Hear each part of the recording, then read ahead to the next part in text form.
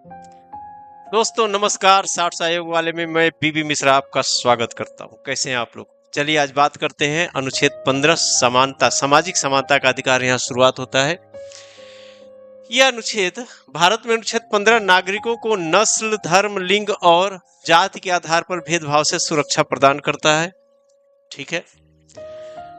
अब अनुच्छेद 15 के खंड वाइज प्रावधान क्या है ये समझिएगा, इंपॉर्टेंट है। यहाँ से प्रश्न आपके सिविल में आते हैं, कहीं भी आ सकते हैं। अनुच्छेद 15 एक कहता है, इसमें यह प्रावधान है कि राज्य किसी भी नागरिक के साथ केवल धर्म, जाति, नस्ल, लिंग या जन्म स्थान के आधार पर भेदभाव नहीं करेगा। क्या क्या दी गई है? धर्म, जाति, नस्ल, लिंग और जन्म स्थान, 5 चीजें याद रखिएगा।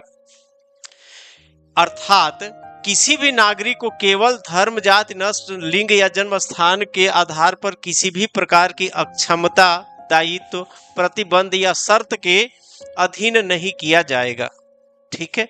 इसका खंड 2 कहता है कि दुकानों, सार्वजनिक रेस्तरां, होटलों और सार्वजनिक मनोरंजन स्थलों तक पहुंच सबकी रहेगी।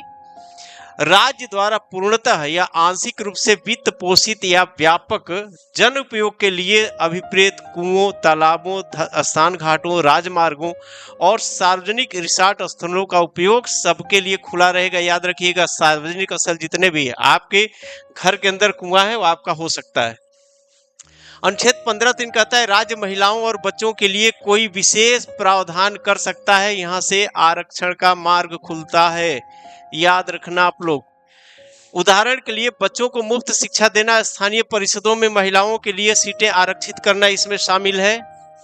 अनुच्छेद 15(4) कहता है कि राज्य को सामाजिक और शैक्षिक रूप से पिछड़े वर्गों के नागरिकों या अनुसूचित जातियों और अनुसूचित जनजातियों की उन्नति के लिए कोई विशेष प्रावधान करने की अनुमति देता है। अनुच्छेद 15(5) कहता है कि राज्य को सामाजिक और शैक्षिक रूप से वंचित वर्गों के नागरिकों, साथ ही अनुसूचित जातियों और अनुसूचित जनजातियों के लिए निजी और शैक्षणिक संस्थानों सहित शैक्षणिक संस्थानों में प्रवेश के संबंध में चाहे राज्य सहायता प्राप्त हो या नहीं, कोई विशेष व्यवस्था करने का अधिकार रखता है। और अनुच्छेद 15(6) कहता है कि राज्य को नागरिकों के किसी भी आर्थिक रूप, ईवीएस की बात हो रही है, से कमजोर वर्ग की उन्नति के लिए कोई विशेष प्रावधान करने का अधिकार है।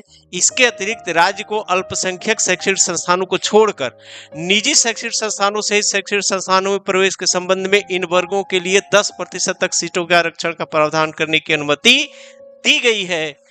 तो बड़ा इंपॉर्टेंट सेगमेंट है। किसी भी और जानकारी के लिए आप हमसे इस दिए गए नंबर पर संपर्क कर सकते हैं और हमें लाइक, सब्सक्राइब और शेयर करना न भूलिएगा। बहुत बहुत धन्यवाद।